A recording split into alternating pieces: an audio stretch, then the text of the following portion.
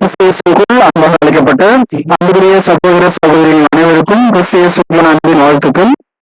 நாம் தொடர்ந்து அடுத்த ஒரு ப்ரோக்ராம்களை கடந்து செல்ல இருக்கிறோம். இந்த ப்ரோக்ராமுடைய பேர் வந்து ஹார்வெஸ்ட் ஆஃப் காட் அப்படிங்கிற தலைப்பின் கீழ என்ன பண்றோம் அப்படின்னு பாத்தீங்கன்னா, இஸ்ரேல்ல கொடுக்கப்பட்டிருந்த, அதாவது இஸ்ரேல்ல செய்த 6 அறுவடைகள் குறித்து நம்ம பார்க்க இருக்கிறோம்.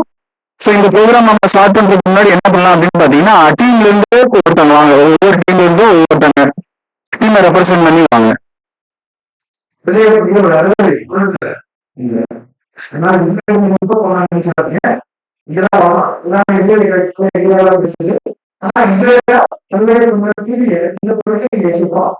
இப்போ ஒரு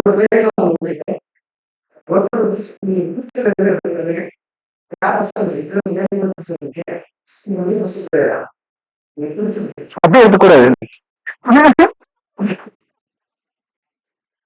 அந்த பேப்பர்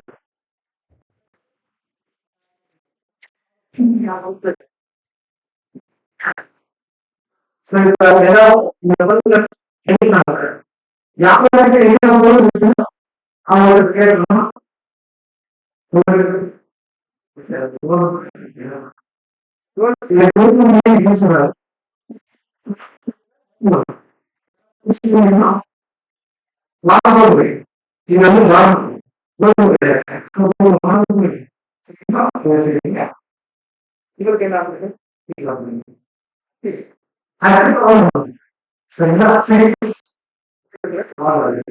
இது வந்து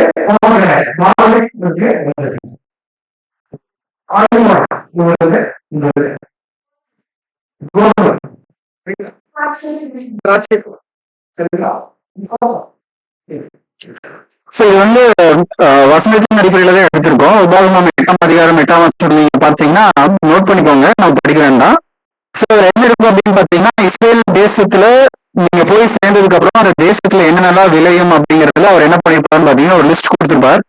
அந்த லிஸ்ட்ல வந்து 7 இருக்கும். இப்ப பிரதர் வந்து கொடுத்திருக்கிற அந்த ஐட்டம்ஸ் இல்லாம பிளஸ் என்ன இருக்கும் அப்படின்னு பாத்தீங்கன்னா தேன் இருக்கும். ஸோ இந்த 7மே எப்படி இருக்கும் அப்படின்னு பாத்தீங்கன்னா இஸ்ரேல்ல விளையக்கூடியதாக இருக்கும். இதை வந்து அவங்க என்ன பண்ணிருக்காங்கன்னு பாத்தீங்கன்னா ஹார்வெஸ்ட் பண்ணி அவங்களுடைய தேவைகளுக்காக அதை என்ன பண்ணிருக்காங்கன்னு பாத்தீங்கன்னா பயன்படுத்தி இருக்காங்க. சோ இதை வந்து ஒரு நிழலாக வச்சு இப்ப என்ன பண்ண போறோம் அப்படின்னு பாத்தீங்கன்னா ஒரு ப்ரோக்ராம் பண்ண போறோம். ஹார்வெஸ்ட் அப்படிங்கிற ஒரு டாபிக் வந்து நம்மளுடைய மைண்ட்ல என்ன இருக்கும் அப்படின்னு பாத்தீங்கன்னா, நம்ம பண்ணக்கூடிய அந்த சுவிசேஷ ஊழியம் ஹார்வெஸ்ட் அப்படிங்கிற ஒரு விஷயம் ஞாபகம் வரும். அது கிடையாது இது. அதே மாதிரி இன்னொன்னு அப்படின்னு பாத்தீங்கன்னா 3 அறுவடைகள் கான்செப்ட் நம்ம பார்ப்போம். அதையும் இந்த ப்ரோக்ராம் ரிலேட் பண்ணாது. சோ இந்த ப்ரோக்ராம் எப்படிப்பட்ட கான்செப்ட் அப்படின்னு பாத்தீங்கன்னா, லிட்டரலா இஸ்ரேல் தேசத்துல அறுவடை நடந்துச்சு. அந்த அறுவடையினுடைய அடையாளங்கள் என்னென்ன அப்படிங்கறத குறித்து நம்ம பார்ப்போம்.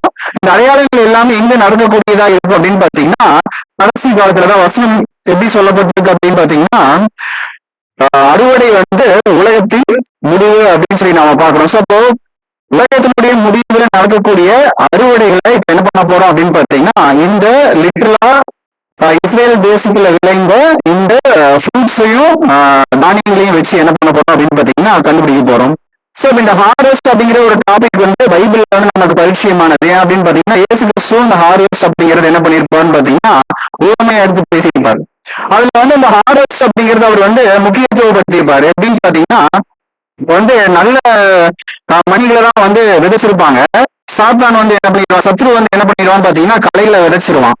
சோ அப்ப வந்து எஜமான் கிட்ட போய் கேட்கும்போது நாங்க வந்து கலைகளை எடுத்துடலாமான்னு கேட்கும்போது அவர் என்ன சொல்லுவாருன்னா, கலைகளை எடுக்க வேண்டாம், என்ன பண்ண அதோ பண்ணு, நான் அறுவடையில பாத்துக்கிறேன் அப்படின்னு சொல்றாரு. அப்படின்னா அவருக்கு என்ன கான்பிடன்ட் அப்படின்னா, அவருடைய விதைத்த நிலமா இருந்தாலும் சரி, அதுல களை இருந்தாலும் சரி, அதை பத்தி அவர் கவலை இல்லை. அது என்ன இருக்கட்டும், வளரட்டும். அறுவடையில் நான் என்ன பண்ணிடுவேன் அப்படின்னு பாத்தீங்கன்னா 2ஐயும் தனித்தனியா பிரிச்சிருவேன், கோதுமை என்னுடைய களஞ்சியத்துல சேர்த்திடுவேன். சோ இது வந்து எப்படி சொல்றாங்க அப்படின்னு பாத்தீங்கன்னா ஒரு மைல் ஸ்டோன் அப்படின்னு சொல்லப்படுது. அப்ப தேவனுடைய திட்டத்துல எது மைல் ஸ்டோன் அப்படின்னு பாத்தீங்கன்னா இந்த ஹார்வெஸ்ட் அப்படின்னு நம்ம பாக்குறோம். சோ அங்கதான் என்ன தெரிய வரும் அப்படின்னு பாத்தீங்கன்னா எது உண்மையான கோதுமை மணி, எது கலை அப்படிங்கிறது தெரியும். சோ அப்ப அவர் வந்து எப்படி வளருதுங்கிறது அவர் என்ன பண்ண போறது இல்ல, அவர் பார்க்க போறது இல்ல. எண்ட்ல அவர் ஹார்வெஸ்ட் பண்ணும்போது அவர் எதிர்பார்த்த கனி இருக்கா இல்லையாங்கிறது மாத்திரம் தான் என்ன பண்ணுவார், அவர் பார்க்க போறார் அப்படின்னு நம்ம பார்த்தோம்.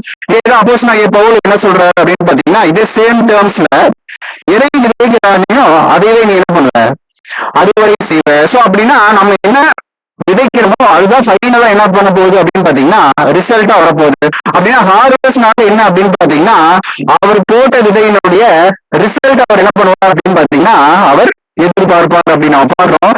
சோ இந்த பேக்ரவுண்டோட இப்ப என்ன பண்ண போறோம் அப்படின்னு பாத்தீங்கன்னா லிட்டரலா பைபிள்ல இஸ்ரேல் தேசத்தில் விளைந்த இந்த தானியங்கள் மற்றும் இந்த கனிகள் இது வந்து லிட்டலான வசனங்களும் உங்களுக்கு கொடுக்கப்பட்டிருக்கும். அதனுடைய அர்த்தங்களும் என்ன பண்ணப்பட்டிருக்குன்னு பாத்தீங்கன்னா அவங்களுக்கு கொடுக்கப்பட்டிருக்கூடிய அந்த ஸ்லிப்ல இருக்கும். நீங்க என்ன பண்ணலாம் அப்படின்னு பாத்தீங்கன்னா டீமா டிஸ்கஸ் பண்ணலாம்.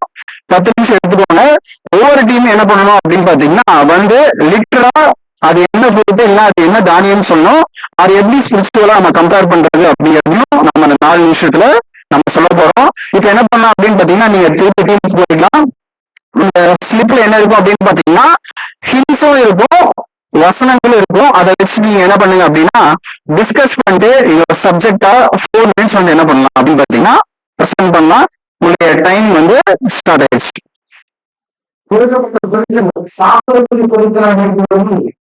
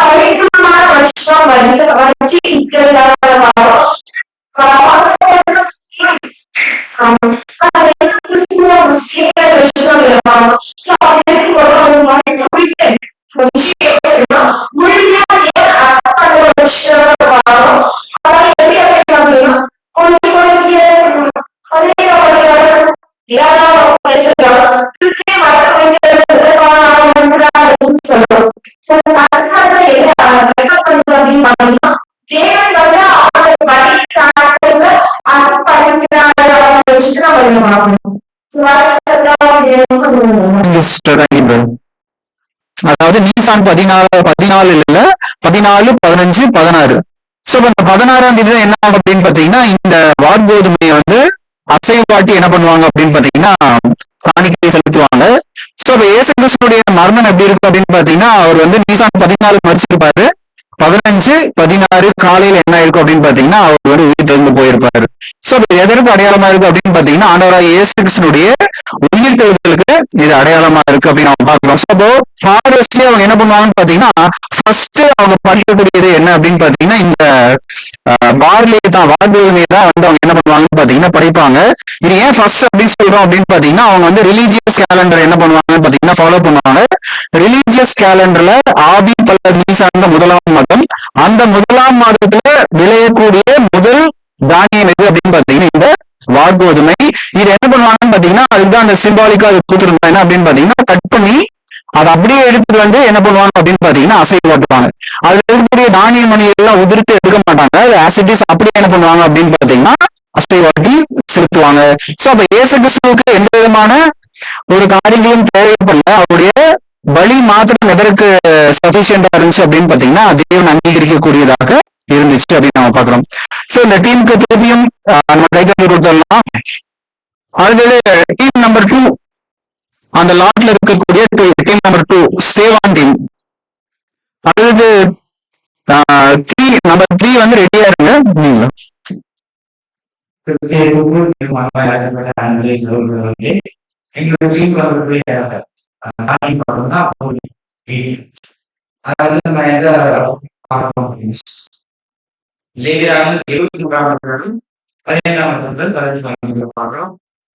அதுல பார்க்கும்போது அவங்க 50வது முதல்ல கோதுமையை வந்து அவங்க வந்து 2 அப்பங்களா விட்டு அதுல வந்து அப்பங்களா குறிப்பிடாம அவங்க வந்து சொல்லுவாங்க. இந்த அப்பங்களை வந்து குறிப்பு எடுத்து நம்ம பார்க்கிறோம். அதுக்கப்புறமா அதுடைய பொருள் நம்ம என்ன பார்க்கறோம் அப்படின்னா 50வது நாள் அதாவது பெரிய குழந்தை நாளுக்கு வந்து இந்த வணிகம் வந்து உங்களை ஏறெடுக்கும். அது வந்து அவசர 2ஆம் அதிகாரத்துக்கு நாம் வசிக்க பார்க்கிறோம். அதுக்கப்புறமா அந்த கோதுமையினுடைய பொருள் என்ன பார்க்கணும்னா சபையோட பார்க்கணும். கோதுமை வந்து இறக்குது அப்படின்னா ஜீவிக்கப்படுறது தெரிவிக்கப்படுறது பார்க்கணும். 2 அப்பங்கள் வந்து இறக்குது அப்படின்னா ஒரு அப்பம் வந்து சபையோட பாணி, இன்னொரு திருக்குறள் பார்க்கிறோம். குறிப்பு எதாவது பிடிக்கும் அப்படின்னு பார்க்கும்போது சிலைகள் வந்து எப்படி இருக்காங்க அப்படின்னா சிலைகள் அவங்க இன்பரசன்றது தேவன் காட்டி அவங்களுடைய செய்யறாங்க. சாதம் செய்யப்படுறது அதாவது அவங்களுடைய வாழ்க்கை பாடுபட்டு அதுக்கப்புறமா மாநிலங்கள் பார்க்கும்போது அவங்களுடைய ஜீவகாலம் முழுவதும் அவங்க பரிசு தேவன்.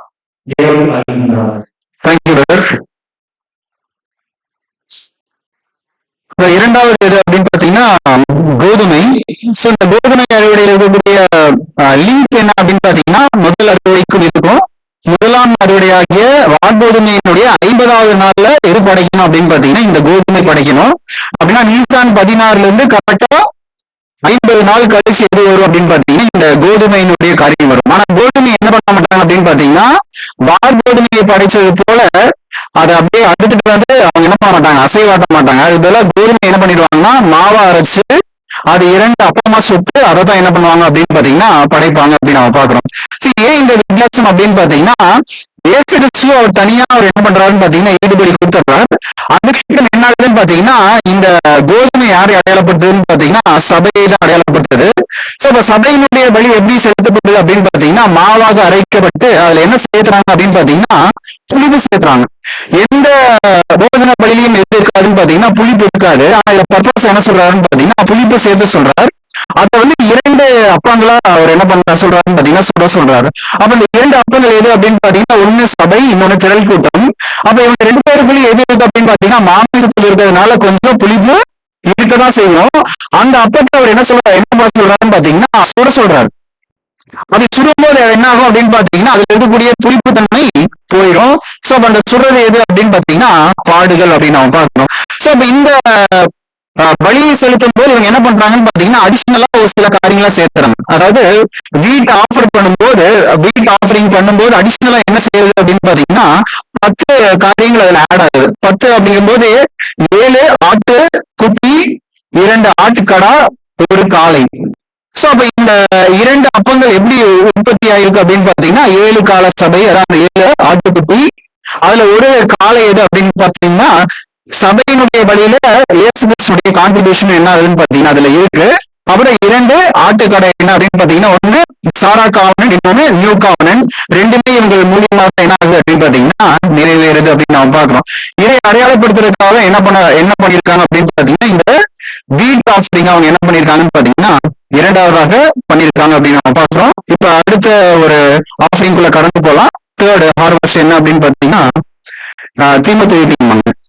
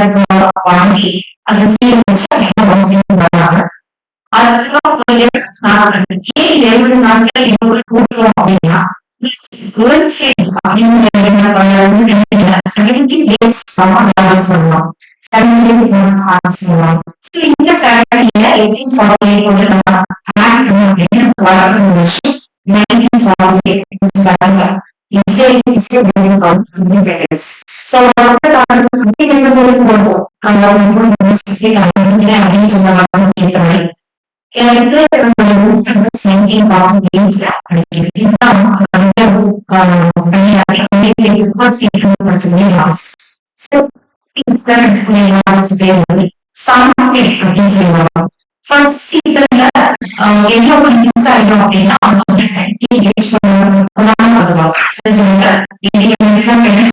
எல்லா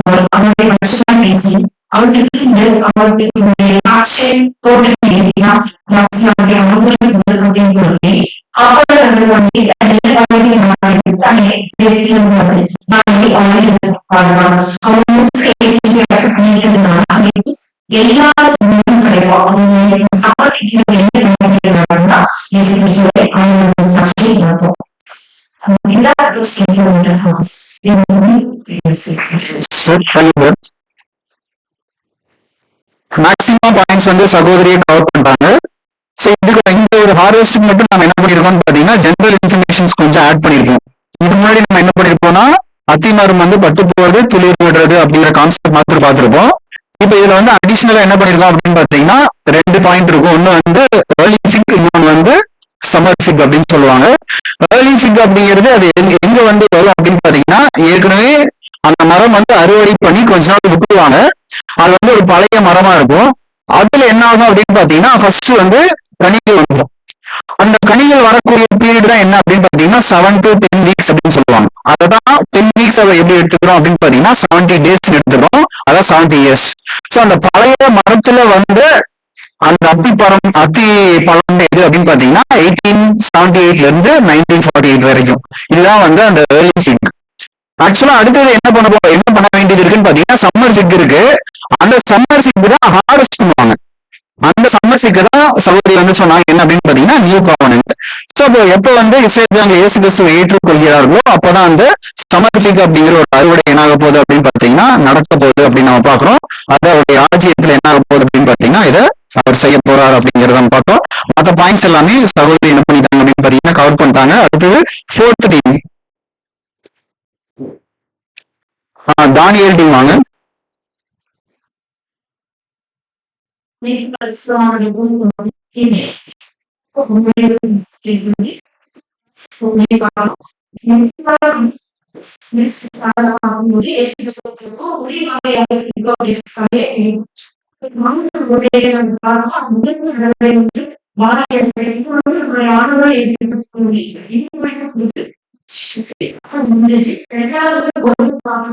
இது வந்து பிரச்சனையாகவும் அரசாட்சியில வந்து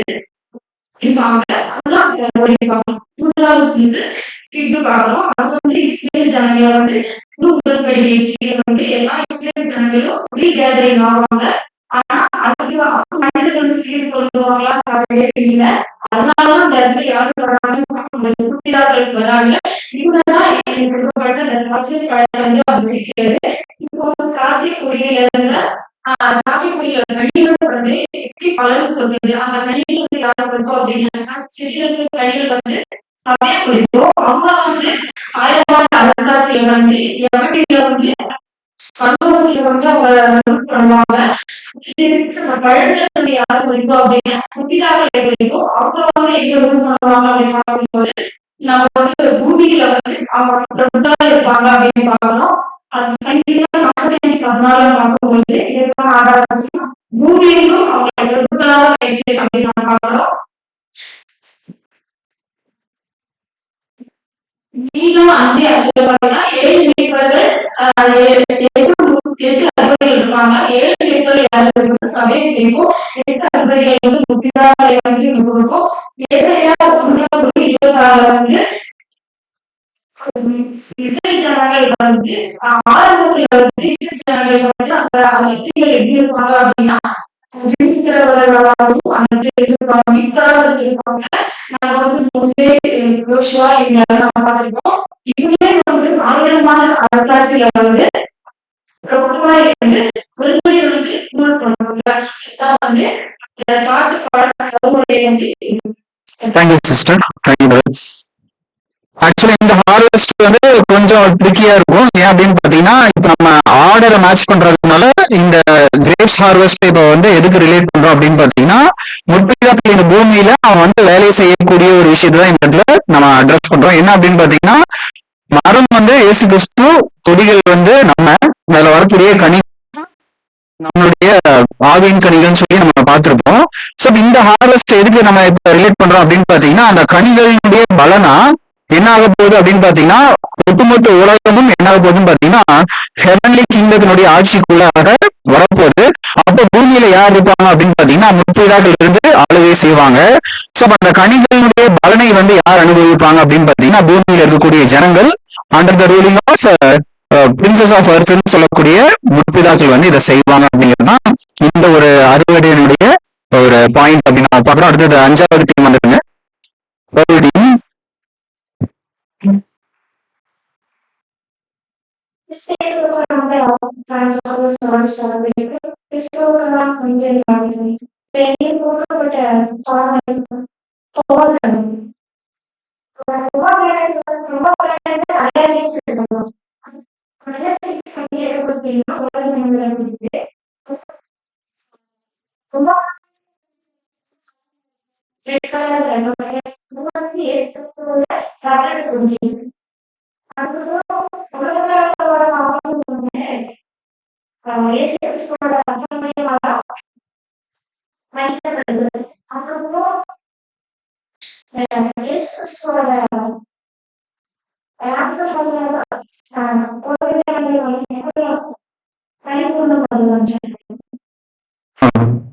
தேங்க்யூ. Thank you sister.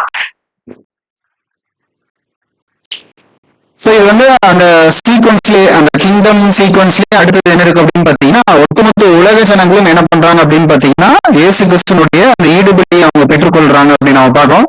சோ அதான் அந்த மாதுளை வந்து அடையாளப்படுத்தக்கூடியதாக இருக்கு அப்படின்னு நம்ம பார்க்கணும். ஆக்சுவலா உன்னத பாட்டுல நம்ம என்ன பண்ணிருப்போம் அப்படின்னு பாத்தீங்கன்னா மாதுளை வந்து சபையினுடைய ஒரு கேரக்டர் தான் என்ன பண்ணிருப்போம் அப்படின்னு பாத்தீங்கன்னா மேட்ச் பண்ணிருப்போம். பட் இந்த ஹார்வெஸ்ட்ல இது வந்து ஒரு இன்சிடென்டோட சீக்வன்ஸா நம்ம அட்ரஸ் பண்ணும்போது இது எப்படி இருக்கிறோம் அப்படின்னு பாத்தீங்கன்னா இந்த மாதுளையில இருக்கக்கூடிய அந்த மணிகள் வந்து உலக ஜனங்கள் அந்த ரெட் கலர் எதுக்கு அடையாளமா இருக்கு அப்படின்னு பாத்தீங்கன்னா இயேசு கிறிஸ்துவினுடைய அந்த ஈடுபலியே என்ன ஆகுதுன்னு பாத்தீங்கன்னா முழுமையாக உலகத்துக்கு கிடைக்கக்கூடிய ஒரு காலப்பகுதி அப்படின்னு நம்ம பாக்குறோம். கடைசி டீம் 6வது டீம் வாங்க.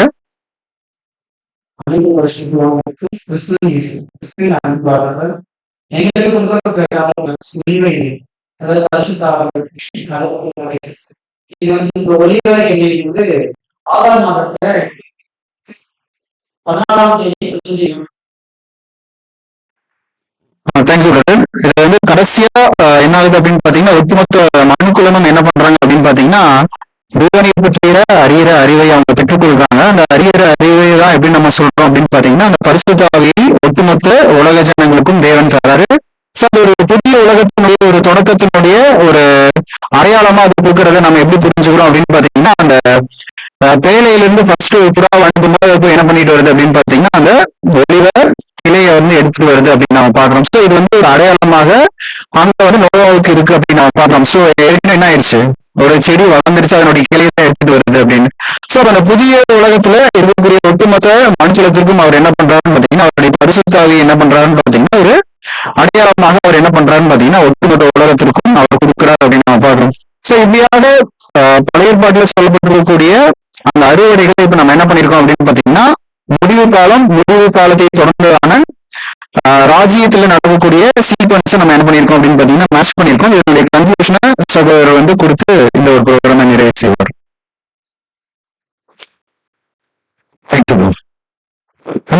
சகோதர சகோதரிகளே, இதுவரைக்கும் நம்ம அருமையாக எல்லா டீமுமே ரொம்ப அருமையா பார்ட்டிசிபேட் பண்ணுங்க. இதை எப்படி பண்ண போறாங்க அப்படின்னு நினைச்சிட்டு இருந்தோம். பட் எல்லாருமே அந்த சீக்வன்ஸை கரெக்டா கேதர் பண்ணிட்டு, அப்படின்னா என்னன்னா இந்த இது நல்லா பண்ணிருக்கீங்க அப்படின்னா சப்ஜெக்ட் எல்லாம் நல்லா கவனிச்சிருக்கீங்க. அதனால ரொம்ப சந்தோஷம். சோ எத்தனை ஹவர்ஸ் பார்த்தோம்? மொத்தமா 9 இருக்கு மொத்தம். பட் முக்கியமான இது வந்து ஹவர்ஸ் வந்து நம்ம 6 டீம் இருக்கிறதுனால அதை மட்டும் நம்ம பிரிச்சோம். சோ இங்க பார்க்கும்போது அறுவடை அப்படிங்கிறது உலகத்தின் முடிவு அப்படிங்கிறத பார்த்தோம். ஒரே வசனம் உபாகம் 8ஆம் அதிகாரம் 7-10 வரைக்கும் வசிக்கல. உன் தேவனாகிய கர்த்தர் உன்னை நல்ல தேசத்திலே பிரவேசிக்க பண்ணுகிறார். அது பள்ளத்தாக்குகளிலும் மலைகளிலும் இருந்து பெறப்படுகிற ஆறுகளும் ஊற்றுகளும் ஏரிகளும் உள்ள தேசம். அது கோதுமையும் வார்கோதுமையும் திராட்சை செடிகளும் அத்தி மரங்களும் மாதுளஞ்செடிகளும் உள்ள தேசம். அது ஒளிவ மரங்களும் எண்ணெயும் உள்ள தேனும் உள்ள தேசம் அப்படின்னு சொல்லி நம்ம அதுல படிக்கிறோம். சோ இது பார்க்கும்போது இந்த ஒட்டுமொத்த அந்த அறுவடை பீரியட் ரிலீஜியஸ் கேலண்டர்ல பார்க்கும்போது அறுவடை பீரியட் அப்படிங்கிறது அதுக்குள்ள நடக்கிற எல்லா விஷயங்களும் நம்முடைய மில்லினியம் இல்லைங்களா 1000 வருட அரசாட்சியில நடக்கக்கூடிய அந்த உயிர்த்தெழுதல் மற்றும் இந்த அறுவடையோட காரியங்களாக அங்க பிரசன்ட் பண்ணப்படுது அப்படின்னு சொல்லி நம்ம பார்க்கணும் நம்ம மனசு கூட சொல்லி.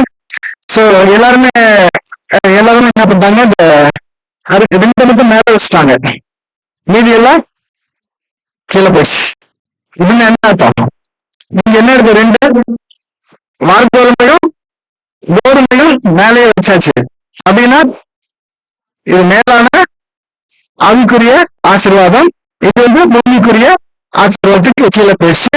எல்லாம் நல்ல பழங்கள் எல்லாம் சாப்பிட்டுருந்தாங்க. இந்த டீம் யாருக்கு கிடைச்சதோ எல்லாம் சாப்பிட்டு எல்லாம் நல்லா பண்ணாங்க. ரொம்ப சந்தோஷம். தேவன் தானும் அனைவரையும் ஆசீர்வதிப்பாராக. ஆமென்.